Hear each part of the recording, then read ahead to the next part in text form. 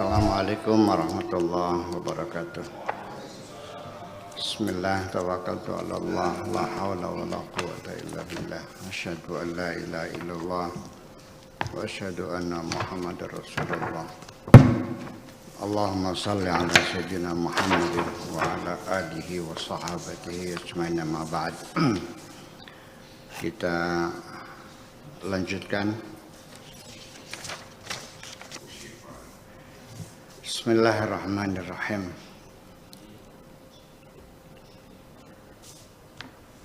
Poin ke 81 ya.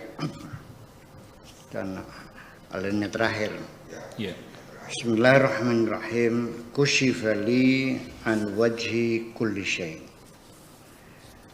Telah terbuka bagiku tentang wajah segala sesuatu. Nah, tentang wajah segala sesuatu ini bahasa Indonesia nggak masuk. Ya. Maksudnya adalah andati kulli syai'in, tentang zat segala sesuatu. Wajah itu adalah tampilan, ya, sudut pandang. Fara'aituhu, maka aku melihatnya muta'alliqan biwajhihi, adalah sangat bergantung dengan wajahnya, wajah Allah.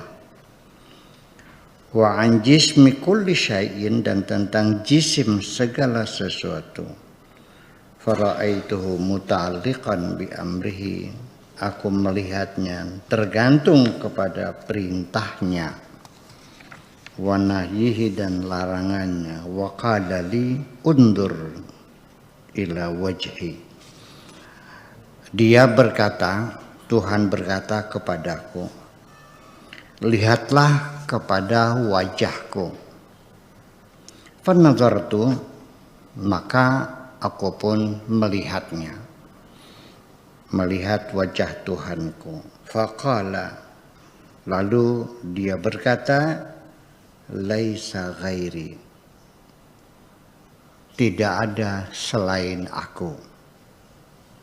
Faqultu, lalu aku pun berkata, laisa ghairuka, tidak ada selain engkau. Wa qala undur ila wajhika, lalu dia berkata, lihatlah kepada wajahmu. Fanazartu, lalu aku pun melihat wajahku. Faqala laisa ghairuka, tidak ada selain kamu. Faqultu laisa ghairi, lalu ku katakan kepadanya, tidak ada selain aku. Faqala ukhrij, kemudian dia berkata kepadaku, keluarlah. Fa antal faqih, engkau adalah ahli fikih. Fa kharajtu as'a fil fiqh, lalu aku keluar bekerja keras menggali fikih. Wa sahhali qalbul aini, dan benarlah, tepatlah menjadi terang kepadaku qalbul ain, hatinya mata. Artinya apa? Hatinya mata itu hakikat sesuatu, zat. Faqallabtuha, lalu kubalikan bil fiqhi, dengan fikih. Wa ji'tu biha ilaihi, lalu kubawa fikih itu kepadanya. Faqala, lalu dia berkata, la anduru ila masno, aku tidak melihat dari apa saja yang tercipta. Qultu al-ainu huwal al-qawlu, inna aina syai'i aw mahiyatuhu wa dhatuhu hiya ainullah. Yang disebut dengan al-ain di sini adalah qalbul ain, di sini adalah al-qaulu, adalah pendapat yang mengatakan bahwa ainu syai, hakikat sesuatu, au mahiyatuhu atau mahiyah, substansi sesuatu, hakikat suatu, zat asli sesuatu. Wadatuhu, dan zat sesuatu, hiya ainullah, itulah zat Allah sesungguhnya. Wahwa amrun masnu', adalah sesuatu yang tercipta. Mulafakun, yang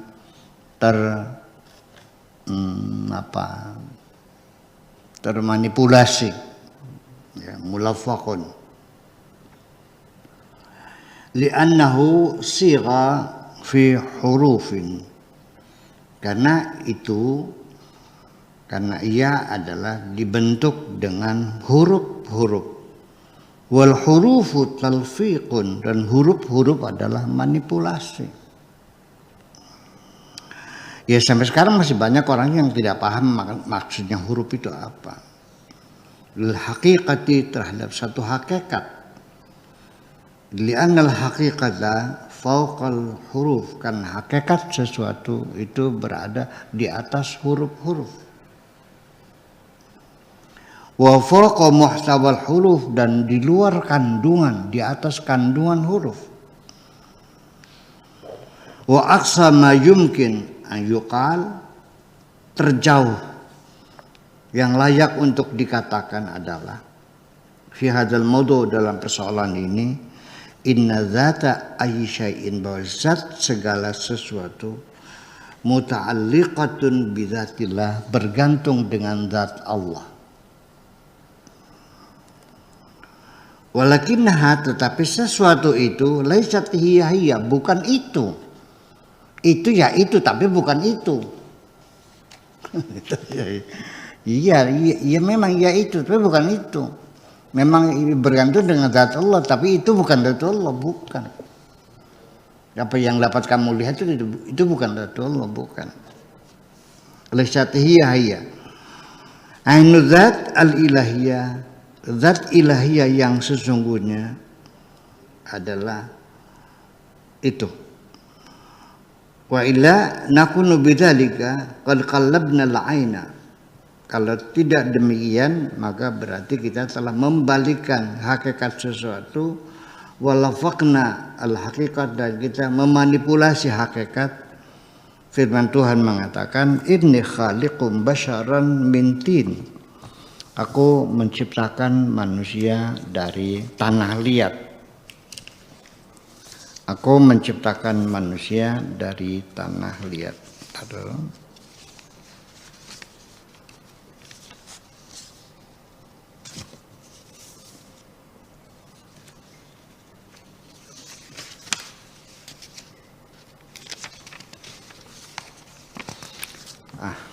Mana sih? Kok nggak ada semua? Ini Allah ya Rabbi. Ini khalaq, mana tadi itu? Ini khaliqum basyaram min tin, aku menciptakan manusia dari tanah.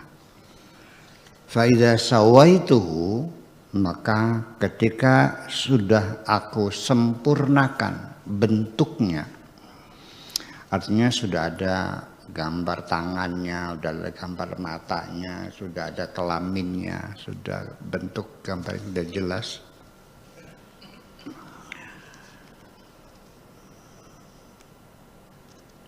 Wa nafakhtu fihi min ruhi, dan ketika sudah kutiupkan, dan ketika sudah kutiupkan ke dalamnya dari rohku,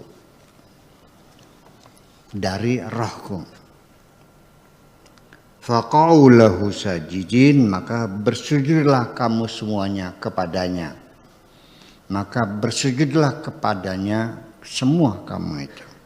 Faqa'u lahu sajidin, ini artinya bahwa anna ruh ibnu Adam, bahwa roh ibnu Adam itu adalah hiya min ruhillah, adalah dari roh Allah.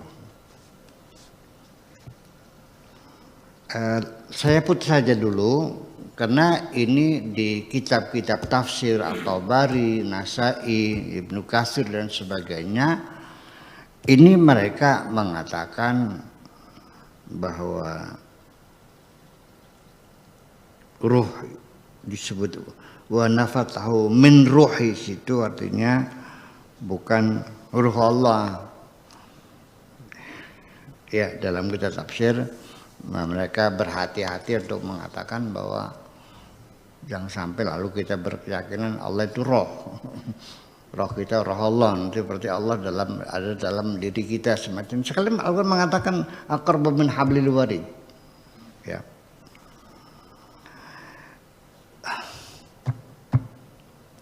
Allah seperti Allah nur samawati wal ard. Allah adalah cahaya langit bumi. Mereka enggak mau mempermufassirin itu. Jadi Allah khaliqun. Allah mencipta nur samawati wal ard. Jadi bukan Allah bukan nur samawati wal ard, Allah bukan cahaya langit bumi. Allah mencipta cahaya bumi. Kata mencipta dari mana? Ya mereka datangkan dengan takwil semacam itu. Nah, ketika Allah mengatakan wa nafakhtu fi min ruhi, itu bukan berarti dari ruh Allah di situ. Itulah jadi masalahnya ketika kita menafsirkan ayat Al-Qur'an itu selalu dilatar belakangi oleh ideologi masing-masing. Kalau dia mazhabnya Mu'tazilah ya akan begini tafsirannya. Kalau Jabariyah begini tafsirannya. Kalau Ahlussunnah ya begini. Kalau Wahabi ya begini. Kalau Syiah ya begini. Dan berbeda-beda dan semuanya dalam akhirnya sampai dalam soal inti agama yang paling inti sekali, tiang agama yang paling inti sekali, masalah sholat, masalah Fatihah saja nggak pernah sepakat kok. Basmalah itu bagian Fatihah atau tidak? Bismillahirrahmanirrahim itu.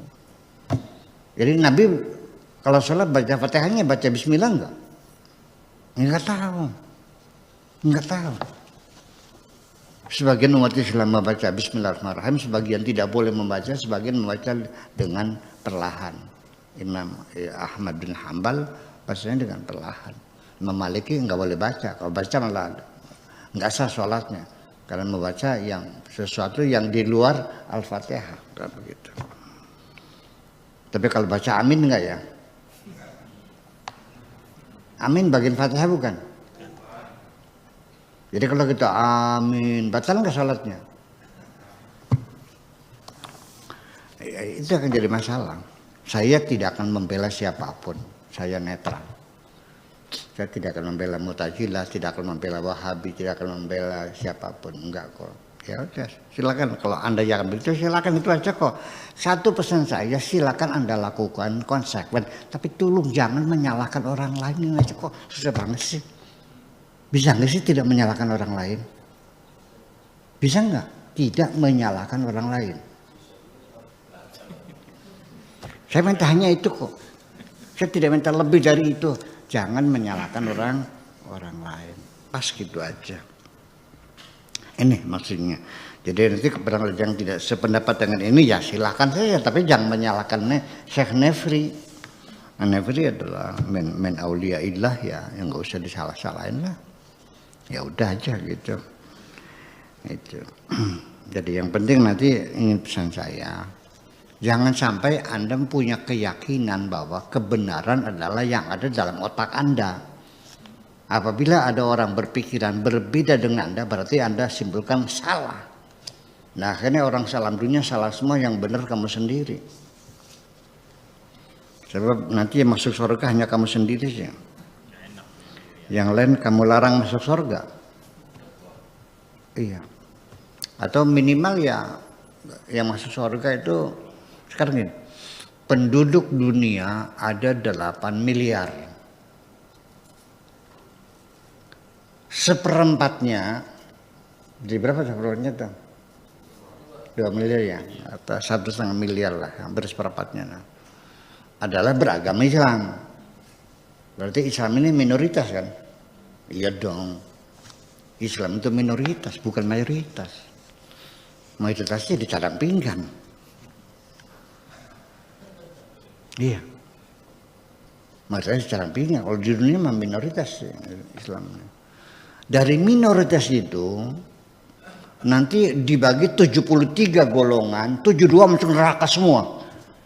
Yang masuk neraka cuma satu golongan. Jadi dibagi 73 jadi 1/73 yang masuk surga. Dikit banget sih. Apa memang Rasul menghendaki begitu? Apa memang Rasul menghendaki begitu sampai dikatakan sataftariqu ummati ila 73 firqatan? Apa Nabi menghendaki umatnya tidak masuk surga semua gitu? Bukan saya tidak percaya kepada hadis Nabi. Bukan saya tidak percaya pada Nabi, tidak. Iya, tapi enggak ngomong itu aja persoalannya kok. Ini umat Islam enggak paham. Kalau ada orang mencurigai hadis Nabi, itu dianggapnya murtad. Kalau Imam Bukhari curiga enggak? Imam Muslim curiga enggak? Ini curiga semua aja. Makanya ada Sahih Bukhari karena dicurigai ditolak. Yang ditolak bukan palang tanggung, 600.000 ditolak. Semua kecuali yang lolos hanya 14.000. 14.000 dari 600.000. Artinya kecurigaannya besar sekali. Artinya pada zaman itu pemalsuan hadis luar biasa. Itu aja persoalannya. Apa yang diseleksi Imam Bukhari mungkin enggak ada yang terselip dalamnya. Itu persoalannya. Kenapa Imam Bukhari boleh mencurigai saya enggak boleh? Itu aja persoalannya. Itu persoalannya. Itu jadi jangan dulu terburu-buru mengatakan ingkarus sunnah dan segala macam lah. Ya itu aja. Ini karena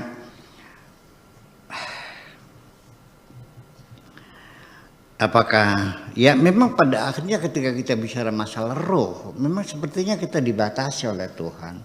Bukan dilarang berbicara tentang roh, tapi diinformasikan akan keterbatasan kita dalam memahami roh.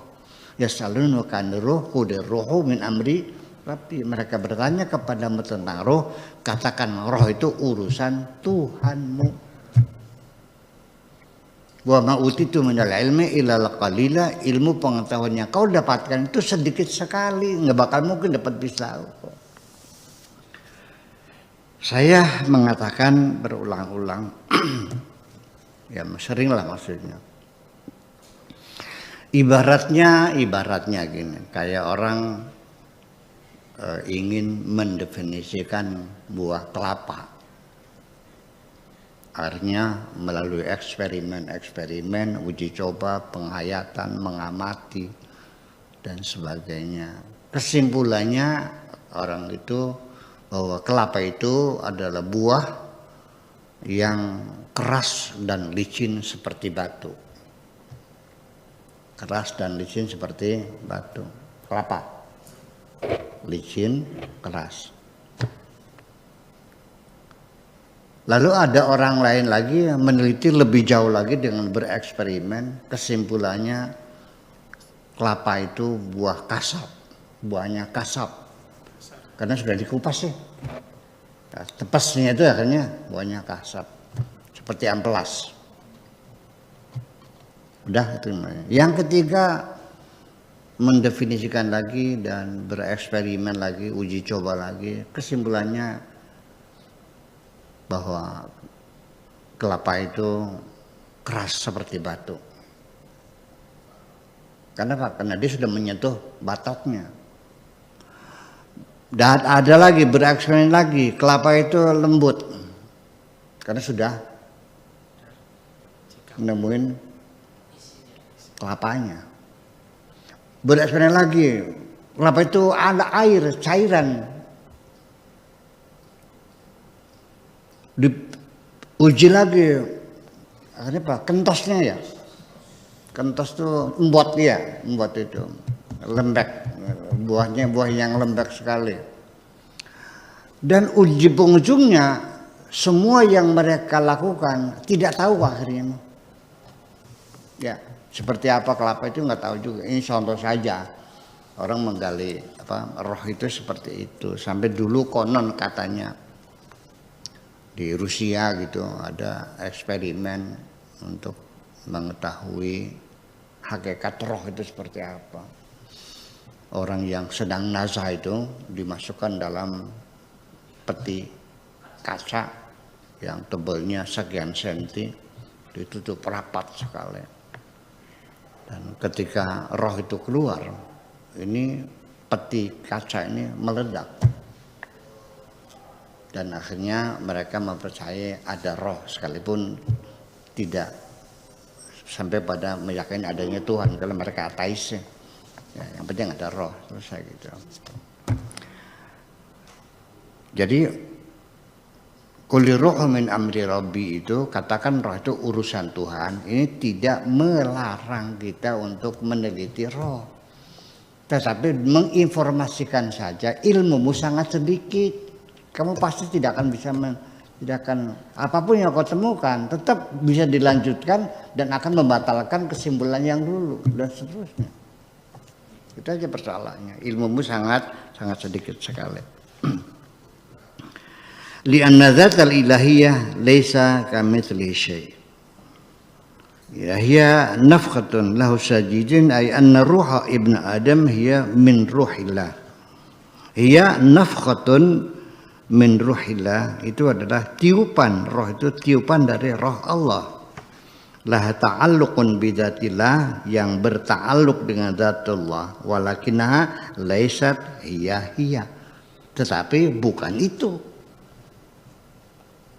Berta'alluq dengan apa namanya, dengan zatullah, tetapi roh itu ya bukan itu. Li'anna dzatal ilahiyah, karena zat ketuhanan laisa kamitslihi syai', karena zat ketuhanan tidak serupa dengan apapun. Selesai akhirnya. Kalau sudah tidak serupa dengan apapun ya selesai. Makanya ini lagi ngetren ya, lagi gaduh para ulama Wahabi yang tetap menafsirkan Ar-Rahmanu 'alal 'arsy istawa, Allah bertengger di atas arsy. Ya udah, pokoknya Allah ada di arsy, sudah selesai, kata orang begitu. Ya udah. Jadi di mana? Di arsy dia. Di sana kerajaannya, iya di arsy. Allah punya mata, ya punya. Allah punya telinga, Allah punya tangan. Yadullah fawqa aydihim, ya sudah, Allah punya tangan. Artinya tidak usah ditafsirkan ala kekuasaan Allah, enggak usah. Ya udah punya tangan, ini tangan aja. Yang ngomong Allah sendiri. Itu kata ulama Wahabi. Makanya dibantah oleh Adi Hidayat, oleh Abdul Somad dan sebagainya. Itu lagi pertarungan. Saya mah hanya ketawa sendiri aja. Orang gue senang banget bertengkar sih ya. Saya mah malas, biarin aja lah. Makanya gitu sih, saya mah nggak usah menjawab. Saya tidak perlu menjawab apapun mereka komentari. Karena mereka sedang menunjukkan akhlaknya sendiri, menunjukkan kepribadiannya sendiri. Orang kenal juga enggak kok. Emang saya kenal? Enggak. Ya udah aja. Karena kalau dia nanya juga enggak, kalau mereka nanya saya jawab. Mereka enggak nanya kok. Mereka tidak minta dalil, enggak, langsung jebret-jebret, kafir, musyrik, murtad, apa namanya itu, Syiah, apalagi halal darahnya, sekuler, apa lagi? Liberal. Iya, ya terserah aja tuh. Saya nggak usah jawab, nggak usah kok, biarin aja. Kenal juga enggak? Ya saya nggak kenal ya pun, nggak kenal aja. Nanti saya salah paham lagi nantinya, salah ini. Lu nggak kenal, dia sekolahnya kelas berapa saya nggak tahu, dulu pesantren saya nggak tahu. Ya kan begitu aja persoalan saya. Jadi ya nggak ada masalah, dan saya juga tidak dendam, tidak marah, nggak ada masalah, nggak ada masalah. Saya dendam enggak, marah enggak juga, ya saya mah senang-senang aja. Terus ini yang gombel juga enggak kok. Saya gombel enggak mukanya? Telinga saya putus enggak kok, ya udah aja. Ya udah, terima kasih. Ya, terus kalau komentarnya nggak pernah juga enggak kok. Ya kalau mau baik-baiknya datang aja, kenalan aja dulu. Datang sini pasti saya hormati kok. Ya kenal juga enggak. Dulu ketika kita masih punya moral, ketika kita akan menegur orang saja kan minta punten dulu. Pak, punten saya mohon izin. Ya gimana? Boleh nggak saya berpendapat? Kan gitu. sopan kok. Sekarang enggak ada. Langsung jebret-jebret, saling hujat-menghujat, saling salah menyalahkan, caci mencaci, tuduh menuduh. Bahwa moral kita sudah ambruk kok. Cuma lagi ya udah. Karena itu kita sekarang lagi masuk era demokrasi, maka terjadi kegaduhan ya semacam itu. Itulah ya, kegembiraan yang berlebihan menghadapi era demokrasi, maka menimbulkan kegaduhan-kegaduhan. Dan banyak orang mengkhawatirkan bahwa kegaduhan ini dikhawatirkan menggoncang negara. Tidak, saya tidak ragu, tidak bimbang, tidak curiga.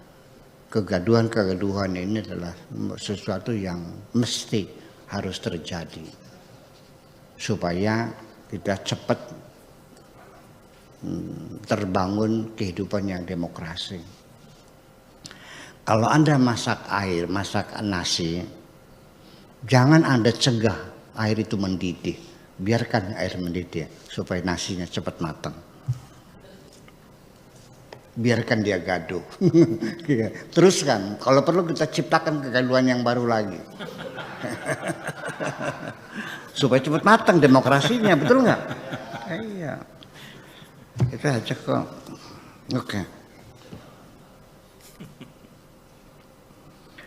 Lalu selanjutnya, ya abdu, qul lil abidi, wahai hambaku, katakanlah kepada para hambaku. Abid itu jamak ya, jamaknya abdun. La ra'aitumuhu, andaikan kalian semua melihat Allah, melihat Tuhan, yakbidu wa yabsutu,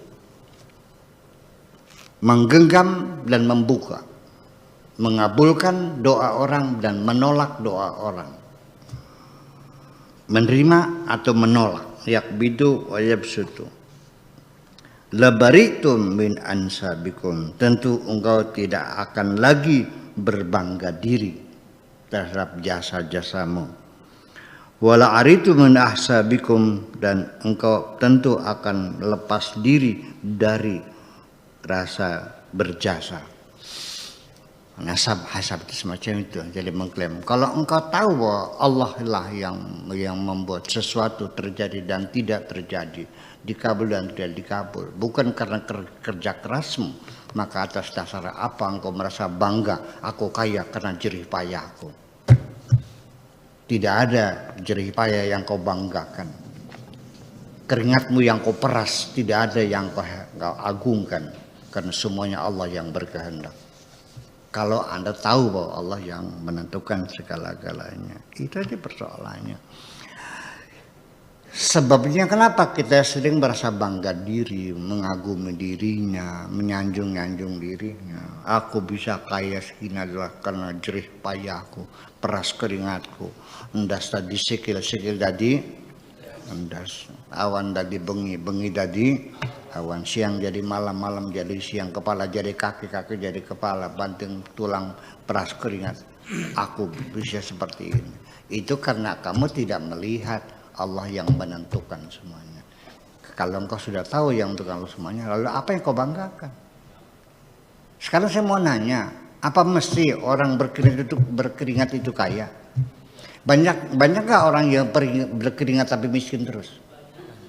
Kalau memang keringat itu menyebabkan engkau kaya, kenapa tukang sekop pasir nggak kaya-kaya? Ada nggak orang yang hidupnya santai, kerja enggak, ya sehari-harinya hardolin, dahar modal ulin, tapi dia kaya raya, ada nggak? Yang rajin bekerja tetap miskin, ada nggak? Ada hubungannya gak keringat dengan kekayaan? Nggak ada kok. Lalu atas dasar apa Anda mengatakan bahwa aku bisa kaya karena banting tulang peras keringat? Silakan peras keringat Anda. Tapi banyak orang yang peras keringat tapi tidak pernah kaya kok. Memang tidak ada hubungannya antara kaya dengan peras keringat. Bisa kaya karena Allah kabulkan doa kamu, karena Allah ngasih kepada kamu. Kenapa kamu miskin? Ya karena tidak dikasih sama Allah, tergantung pada pemberian Allah. Rizki itu adalah diberi oleh Allah, bukan dikejar, bukan dicari. Innallaha yabsutu rizqa li'ibadihi may yasha. Allah memberikan rezekinya kepada siapapun yang dikehendaki, bukan dicari. Uang itu kalau dicari lari. Ya, kalau diperiksa bersembunyi. Iya. Malah justru ketika dihinakan dia menjerit akhirnya. Minta dimanfaatkan. Itu persoalannya.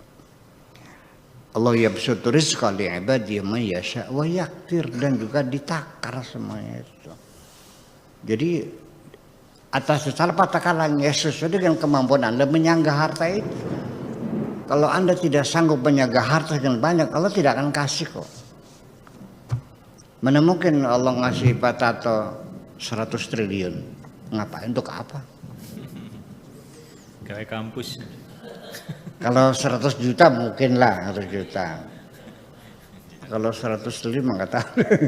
Ya untuk apa kita punya uang 100 triliun? Untuk apa?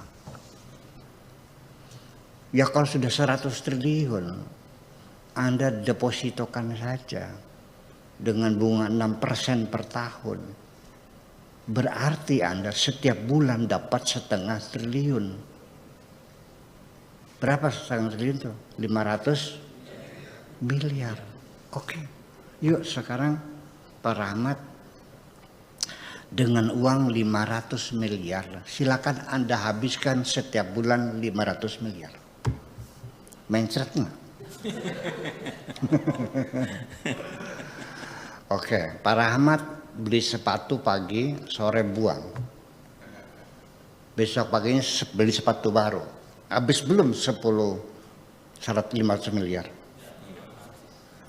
Bajunya tiap hari baru. Pagi beli yang baru, sore ganti yang baru.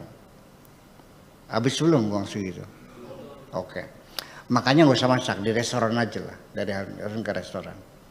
Jangan Padang yang inilah, Padang mah apalagi warteg ya, cuma yang sekelas hotel Mandarin lah. Ya, yang sekali makan sekitar 500.000 lah. Atau juta lah. Habis belum? Pagi 1 juta, 1 juta, 1 juta. Kali 30. Mesti sisa masih. Nah, sekarang nginepnya jangan di rumah, di hotel. Semalam 2 juta di hotel. Plus sama ceweknya 80 juta semalam. Kali 30, udah habis belum duitnya? Mencret loh. Iya, untuk apa? Untuk apa itu semuanya? Kan gila. Jadi kalau ngayal jangan pelang nanggung dong. Yuk sama saya ngayal setinggi langit.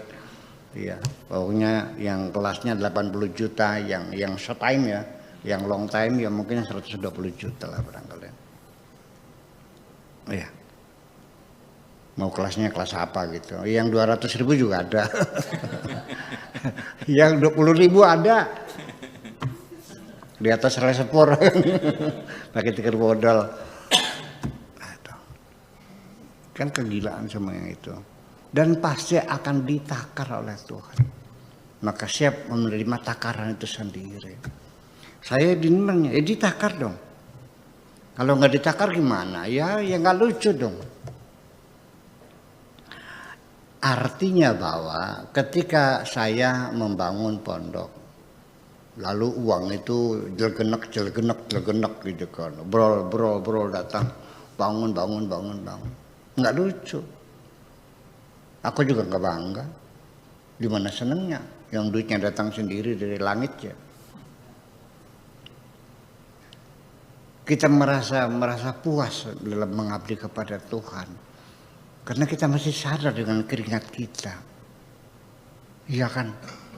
Ya, dari Rp1, Rp2, sejuta, 2 juta. Dibeliin batu, dibeliin pasir, bikin ini lagi. Nanti nunggu lagi, pere dulu tukangnya libur. Nanti datang ada uang lagi, bangun lagi.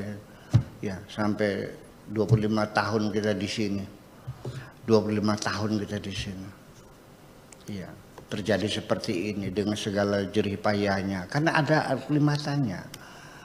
Begini, Ketika orang yang mendapatkan harta karena kerja keras ya, hidup ekonomis ya, dengan segala penderitaannya, modal dengkur dari mulai yang paling bawah, dari mulai menggembala kambing sampai nernak bebek dan sebagainya, berpuluh-puluh tahun baru dia menjadi kaya raya. Percayalah, dia lebih menikmati kekayaannya itu dan akan sangat berhati-hati menggunakan uang itu. Percaya? Makan sate, dirasakan nikmatnya sate karena dia sadar bahwa mendapatkan uang untuk beli sate ini tidak mudah, kawan.